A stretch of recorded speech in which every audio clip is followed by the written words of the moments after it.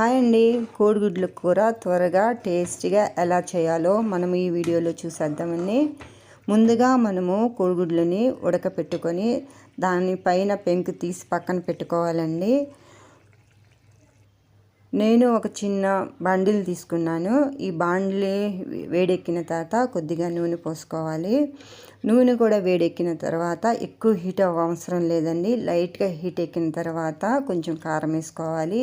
ఎవరైనా మన ఇంటికి అతిథులు వచ్చినప్పుడు త్వరగా అవే కూర కోడిగుడ్ల కూరేనండి.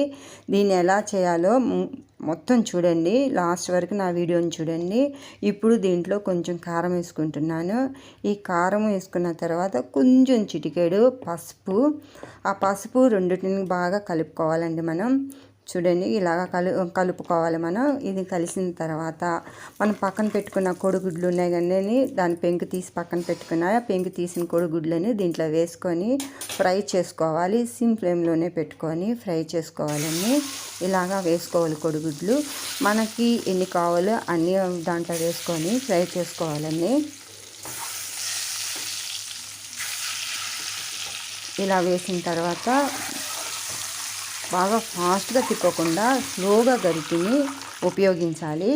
ఇలాగ ఫ్రై అయిన తర్వాత వీటిని తీసి పక్కన పెట్టుకోవాలండి. పక్కన పెట్టుకున్న తర్వాత ఇంకొంచెం నూనె తగ్గినట్లయితే కొంచెం నూనె దాంట్లో పోసుకోవాలి. సరిపోద్ది అనుకుంటే ఓకేనండి, సరిపోతే కొంచెం నూనె పోసుకోవాలి. నూనె పోసుకున్న తర్వాత కొంచెం ఆవాలు చిటపట అన్న తర్వాత కొంచెం జీలకర్ర వేసుకోవాలి. ఇవి ఫ్రై అయితేనే మనకి టేస్టీగా ఉంటుందండి కూర.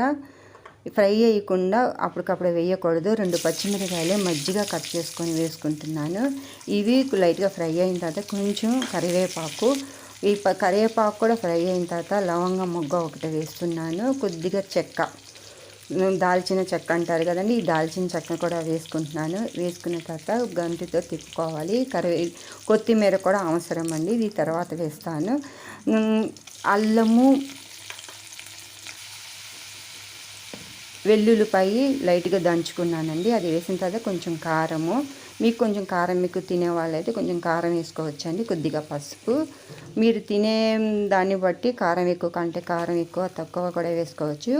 కొంచెం ఉల్లిపాయలు చిన్న చిన్న ముక్కలు కట్ చేసుకొని వేసుకున్నానండి. ఇప్పుడు వేసుకున్న తర్వాత గంటితో బాగా తిప్పి ఒక 10 నిమిషాల కోసం సిమ్ ఫ్లేమ్లోనే పెట్టి మూత పెట్టినానండి. 10 నిమిషాల తర్వాత చూస్తున్నారు కదా ఇలాగా ఫ్రై అవుతుంది. ఇలా ఫ్రై అయిన తర్వాత టమాటాలు వేస్తున్నాను. ఈ టమాటాలు కూడా మంచిగా గంటితో తిప్పుకోవాలండి. ఇలాగా మొత్తం కలిసేలాగా తిప్పుకున్నాక ఇప్పుడు సాల్ట్ వేసినట్లయితే త్వరగా మొగ్గుతుందండి. లాస్ట్లో వేసినట్టు త్వరగా ఇవి ఉల్లిపాయ టమాటా మగ్గదు, అందుకని ఇప్పుడు వేసుకొని మూత పెట్టుకుంటున్నాను ఒక 10 నిమిషాల కోసం. 10 నిమిషాల తర్వాత చూస్తున్నారా ఇలా అవుతుందండి. నూనె పైకి తేలిన తర్వాత ఇప్పుడు ఒక చిన్న గ్లాస్ వాటర్ పోసుకుంటున్నానండి, మంచిగా మెత్తగా ఉడకడానికి. ఈ వాటర్ పోసుకున్న తర్వాత నేను మళ్ళీ ఇంకో గంటితో కొంచెం తిప్పవాలండి. మొత్తం దాన్ని మనం తిప్పి 10 నిమిషాలు మూత పెట్టి తీసిన తర్వాత చూస్తున్నారు కదా ఇలా తయారవుతుంది. ఈ అయిన దాంట్లో ఇప్పుడు మనం ఫ్రై చేసి పక్కన పెట్టుకున్న గుడ్లని దీంట్లో కలపాలండి.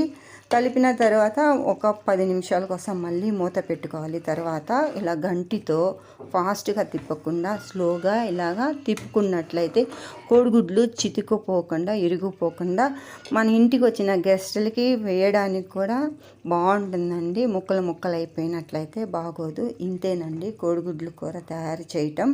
ఇప్పుడు ఒక 10 నిమిషాల కోసం మూత పెట్టుకున్నాను. ఇప్పుడు 10 నిమిషాల తర్వాత తీసి చూస్తాను. చూడండి ఆయిల్ ఎంత మంచిగా పైకి తేలుతుందో. ఇలా తేలే వరకు మనం ఉంచుకొని లాస్ట్గా కరివేపాకు వేసుకుంటున్నాను. అతిథులకు వడ్డించడానికి టేస్టీగా వాసన స్మెల్ బాగుంటుందండి. థ్యాంక్ యూ, నా వీడియోని లాస్ట్ వరకు చూసి